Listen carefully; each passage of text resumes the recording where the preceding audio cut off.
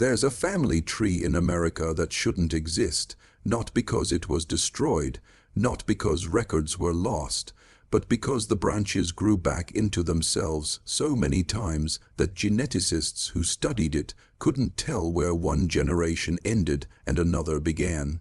This isn't mythology. This isn't folklore whispered around campfires in Appalachian hollers. This is documented, verified, and it reveals something about human isolation, desperation, and biology that most people spend their entire lives pretending isn't possible. In the rural backwoods of eastern Kentucky, there existed a family whose pedigree became so tightly interwoven over 2 centuries that their family tree stopped looking like a tree at all. It became a knot, a genetic loop that folded in on itself again and again, creating relationships so complex that modern genealogists had to invent new terminology just to describe what they were seeing. Cousins who were also siblings, uncles who were also grandfathers, a woman who was simultaneously her own aunt and her children's half-sister. This isn't a riddle. This is what happens when a family stops marrying outside itself for generations. The discovery was made by accident in the 1970s, when a graduate student studying hereditary diseases in isolated populations stumbled across medical records that didn't make sense, blood types that shouldn't have been possible, genetic markers appearing with frequencies that defied statistical probability, and when they finally mapped out the family connections, what they found wasn't just inbreeding, it was architectural, systematic, as if isolation had built walls so high that the family couldn't see over them anymore, couldn't remember there was an outside world at all. What you're about to hear isn't sensationalized. It's not exaggerated for effect. Every connection, every relationship, every disturbing detail comes from verified genealogical records, medical documents, and census data that still exists in archives most people will never see. This is the story of the Whittaker-Fugate, Combs lineage, a family whose bloodline became so entangled that geneticists now use it as a case study for what happens when human populations collapse inward. And the truly haunting part, they're not the only ones. They're just the ones who got documented. The family's isolation didn't begin with a choice. It began with geography. In the 1820s, settlers pushed into the Cumberland Plateau, into valleys so remote that sunlight only reached the ground for a few hours each day.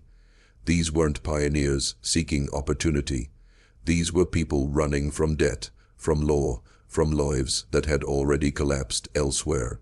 They carved out homesteads in places where the nearest neighbor might be a day's walk through unmapped forest, and in that isolation, they did what humans have always done when cut off from the world. They survived, they adapted, and they married who was available.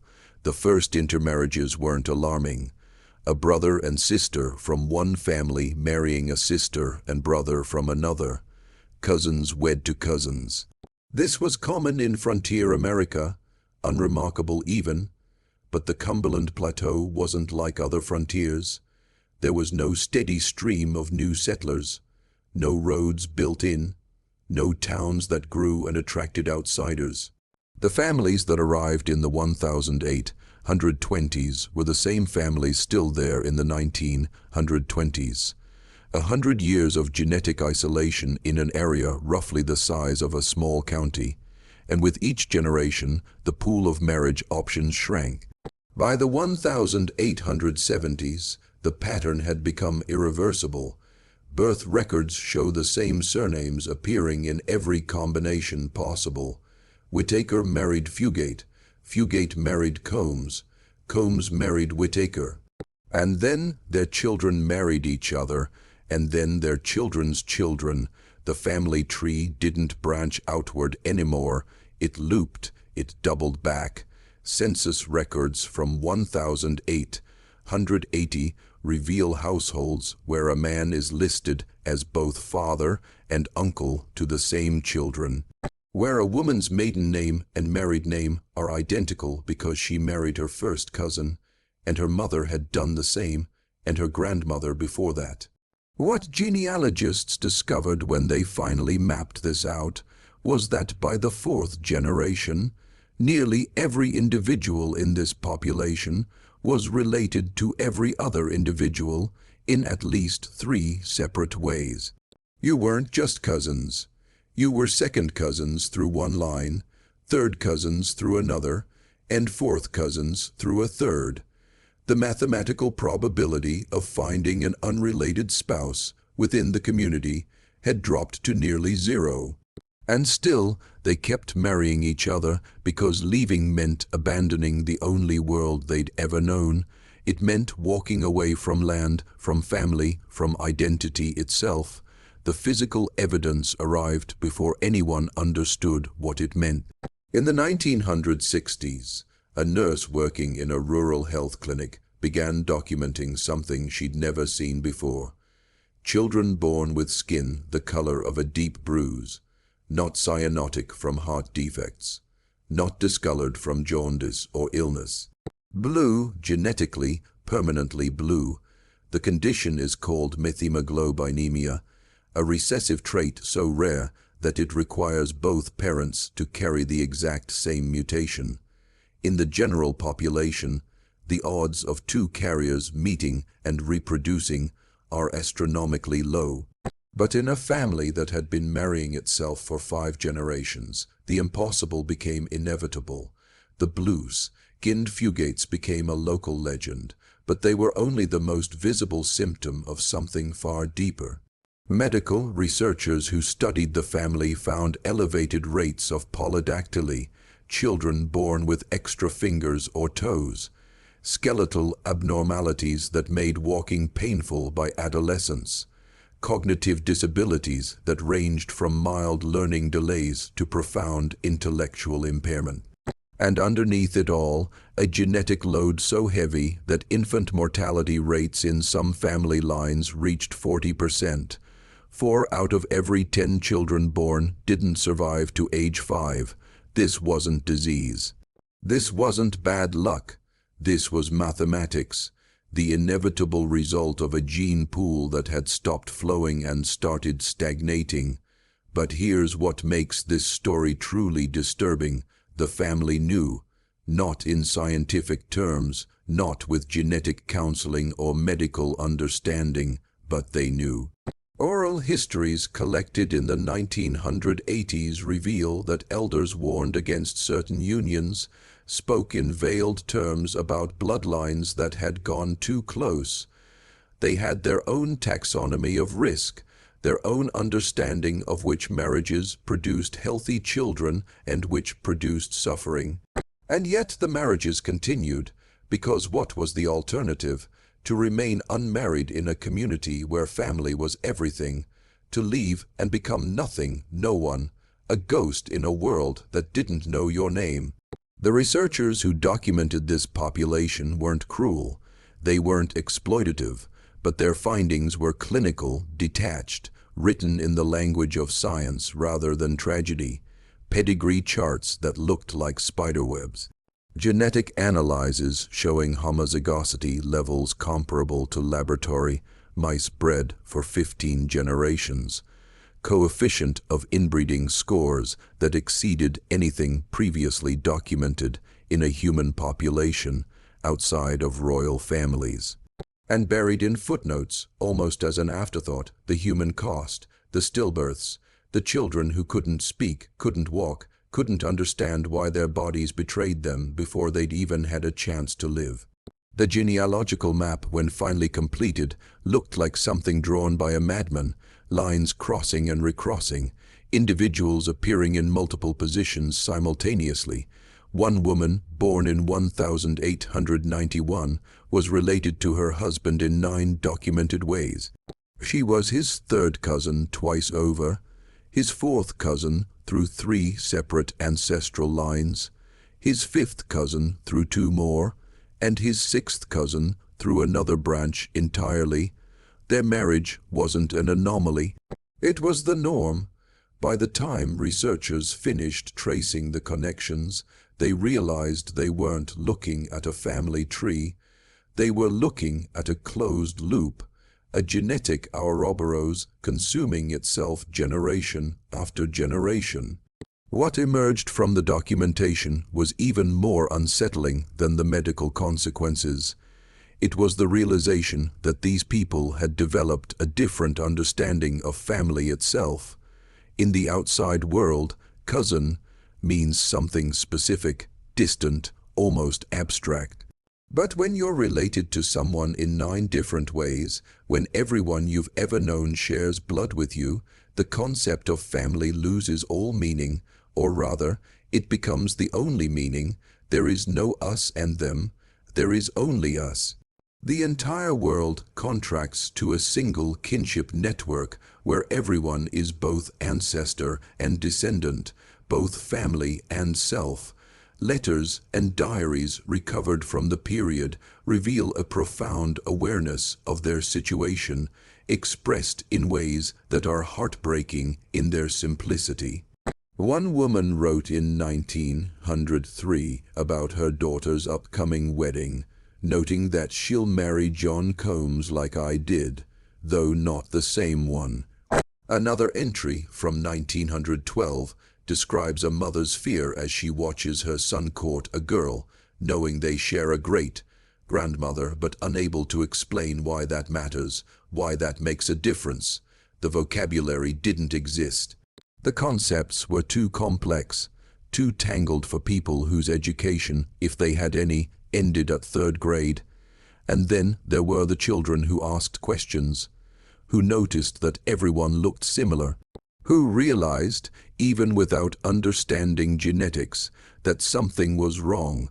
One account, transcribed from an oral history in 1977, describes a boy asking his mother why he had 6 fingers when his cousins only had 5.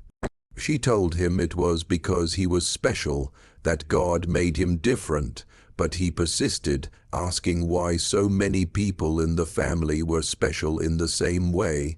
The conversation ended there. Some questions, even when asked by children, are too dangerous to answer. Because the truth doesn't just explain the present, it indicts the past. It makes ancestors into villains and choices into crimes, even when there were no choices to begin with. By the 1930s, the outside world began to notice. Not out of concern, but out of curiosity, anthropologists arrived with notebooks and cameras, treating the family like a living museum exhibit. They took measurements, skull circumferences, arm lengths, documented speech patterns and cognitive abilities with the detached precision of scientists cataloging a new species. The family cooperated, mostly because they didn't understand what was being done to them. They answered questions, posed for photographs, allowed their children to be examined like specimens, and in return they received nothing, no medical care, no education about what was happening to them. Just the knowledge that outsiders found them fascinating in the way you might find a car accident fascinating, unable to look away but never intending to help. The photographs from that era still exist in university archives. Black and white images of families standing outside rough-hewn cabins, children with eyes that seem too large for their faces, adults aged beyond their years by hard labor and harder genetics. What strikes you isn't the poverty, though that's evident. It's the sameness, the way facial features repeat across generations with unsettling precision, the same wide, set eyes, the same narrow jaw, the same expression, caught somewhere between wariness and resignation, as if they'd already learned that visitors never brought anything good. But here's what the anthropologists missed, what they couldn't see because they were too busy measuring and cataloging. They missed the love, the way families cared for children who would never be independent, the way communities adapted, creating roles for people who couldn't work, couldn't contribute in traditional ways. a young man with severe intellectual disabilities who spent his days collecting firewood, given purpose even when his mind couldn't grasp why it mattered. A girl born deaf and partially blind, taught to card wool by touch, integrated into daily life rather than hidden away. The family didn't understand genetics, but they understood responsibility. They understood that you don't abandon your own, no matter what form that abandonment might take. If you're still watching, you're already braver than most. Tell us in the comments, what would you have done if this was your bloodline? Would you have stayed and married within the family, accepting the risks? Or would you have walked away, leaving behind everyone and everything you'd ever known, stepping into a world where you'd always be an outsider? The unraveling began not with intervention, but with roads. In the 1940s and 50s, the federal government pushed infrastructure into the most remote parts of Appalachia. Roads meant access, access meant exposure, and exposure meant the end of isolation. Young people could leave now, could find work in towns where surnames weren't shared by half the population, could meet and marry people they weren't already related to in a dozen different ways. The genetic loop, which had been closed for over a century, finally began to open. But leaving carried its own trauma. Imagine growing up in a place where everyone knows your name, your lineage, your place in an intricate web of kinship that stretches back generations. Then imagine walking into a world where no one knows you at all. Where you have to explain that yes, your parents were cousins, and yes, so were their parents, and no, you don't know how to make that sound normal because it never was normal. It was just all you knew. The children who left often didn't talk about where they came from. They changed their names, invented new histories, buried their origins so deep that their own children grew up never knowing why certain questions made their parents go silent. Those who stayed behind faced a different kind of extinction. By the 1970s, the population had dwindled, young people were gone, the old ways were dying, and the family lines, so tightly woven for so long, were finally beginning to thin. Census records from 1980 show homesteads abandoned. Family names that had dominated the region for 150 years, reduced to a handful of elderly residents living in trailers and collapsing houses, surrounded by the ghosts of a world that had already ended. Medical researchers returned in the 1990s, this time offering genetic counseling, education, testing, but they were a generation too late. The damage was already done, written into DNA that would echo through bloodlines for decades to come.